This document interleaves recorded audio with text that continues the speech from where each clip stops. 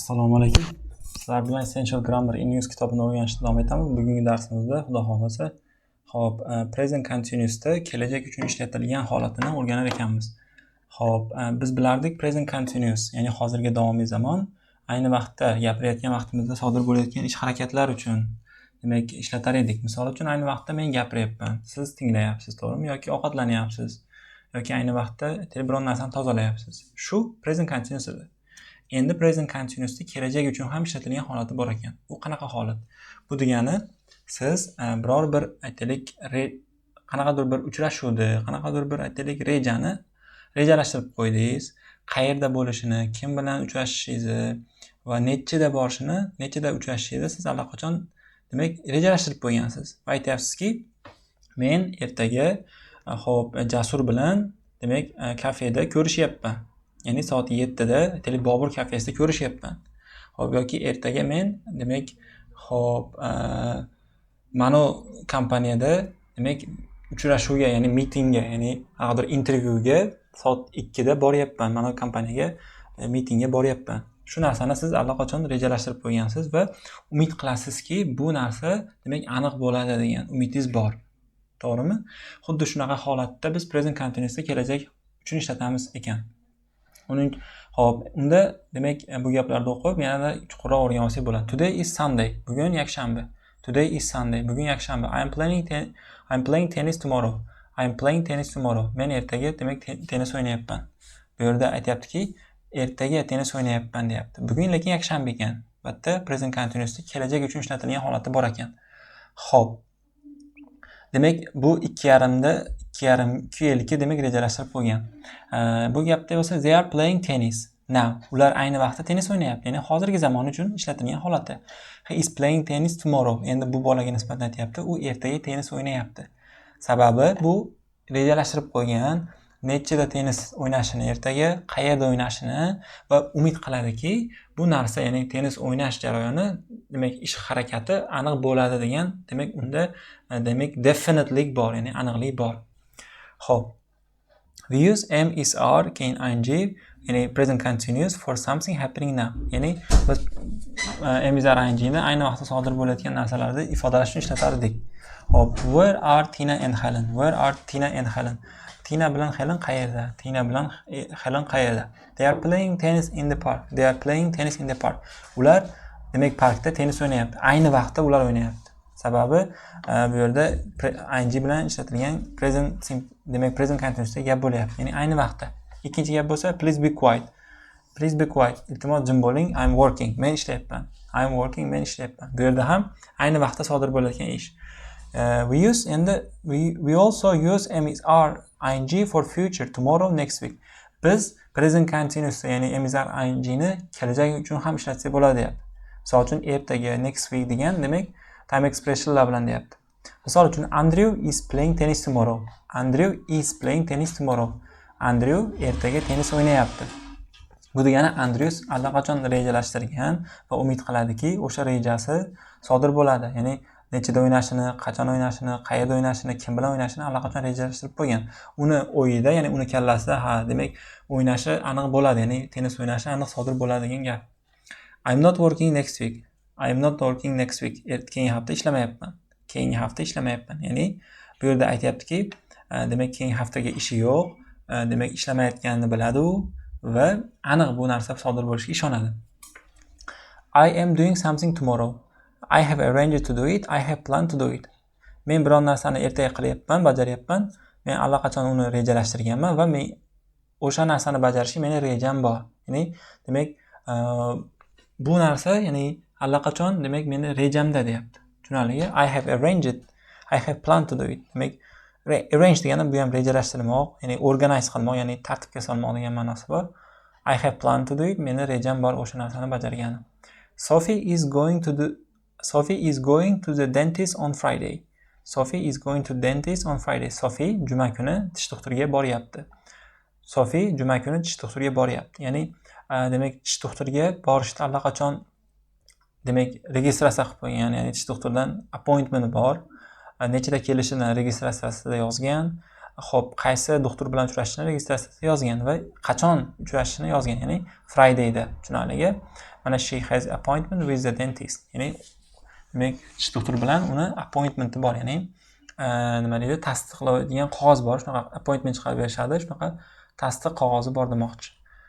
We are having party next week. We are having party next week.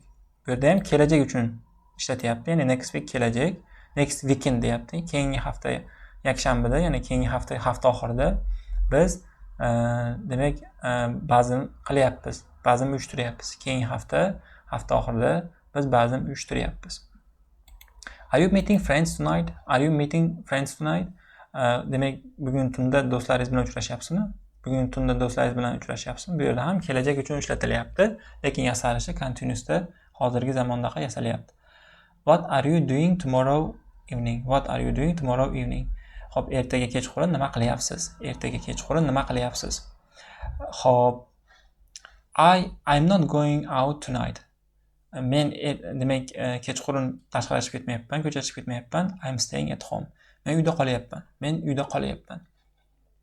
Xo'p, I'm going to concert tomorrow. Men ertaga konsertga ketyapman. Ya'ni qo'lida tiket bor. Ya'ni bu degani, demak ertaga konsertga borishi aniq.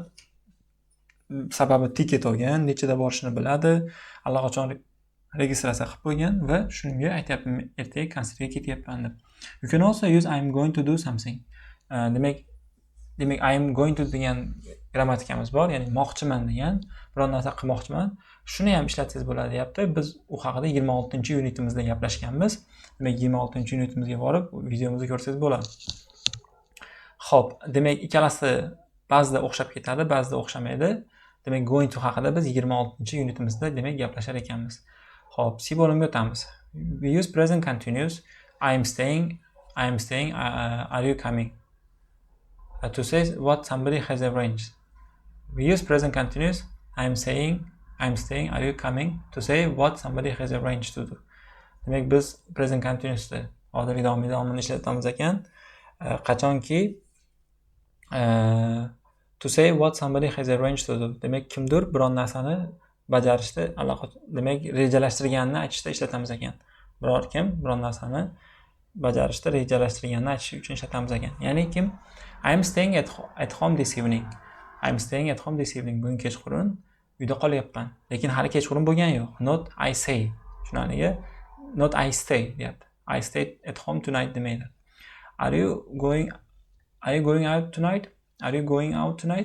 Demak kechqurun tunda ko'chaga chiqib ketyapsizmi? Ya'ni chiqib ketyapsizmi degan ma'noda. No. Not deyapti, not do you go deyapti. Ya'ni kim siz presentda yozmang deyapti bu gapni. Lisa isn't coming to the party next week. Lisa demak partiga keyingi hafta kelmayapti. Ya'ni ba'zan keyingi hafta kelmayapti degan ma'no. Sababi Liza allaqachon rejalashtirgan va aytib qo'ygan men kelmayman deb allaqachon aytib qo'ygan. Not Lisa doesn't come. Demak present simple yozmang deyapti. We use present simple start, arrive for timetable, programs, train, buses.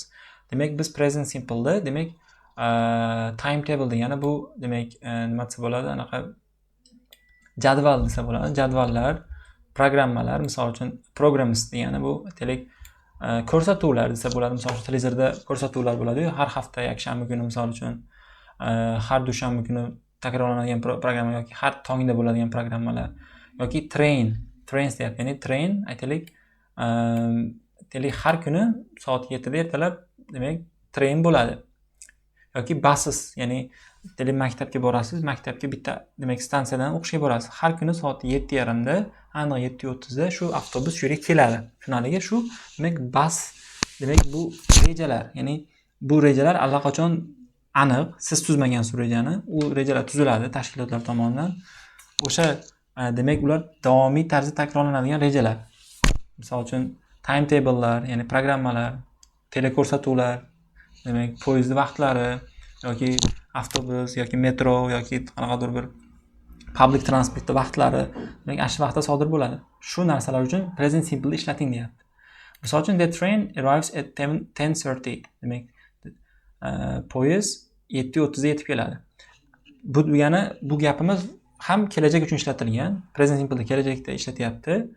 Xo'p, aytayaptiki, hozir taxminan aytaylik soat 6, ertalabki 6, lekin poyezd 7:30 yetib keladi. Bu degani o'sha 7:30 ga yetib kelishi, demak poyezd demak o'sha tashkilot tomonidan, poyezdda demak tashkilot tomonidan rejalashtirilgan. Ya'ni 7:30 ga o'sha poyezd mana shu yerga yetib keladi. 7:40 ga boshqa stansiyaga yetib keladi degan, demak o'zlarining qonunlari bor yoki qanaqadir bir demak timetablelari bor. What time does the film finish? What time does the film finish? Demak soat nechida film tugaydi? Soat nechida film tugaydi?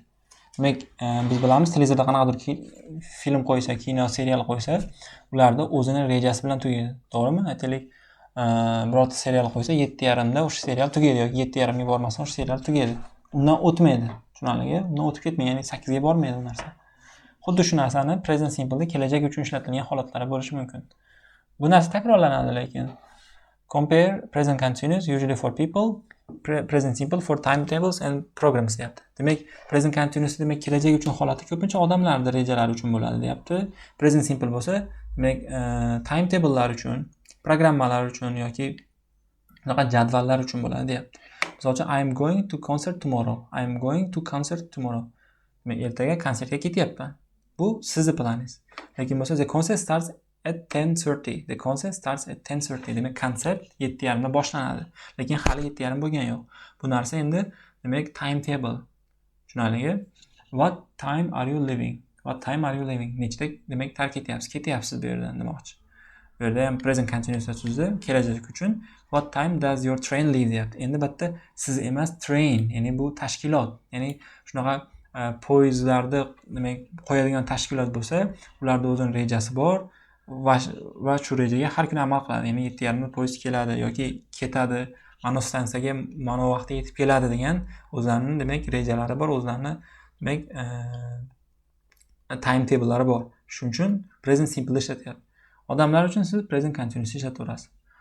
Demak, darsimiz shu yerda o'z nihoyasiga yetadi. E'tiboringiz uchun rahmat. Keyingi darslarda uchrashguncha sog' bo'ling, omon bo'ling.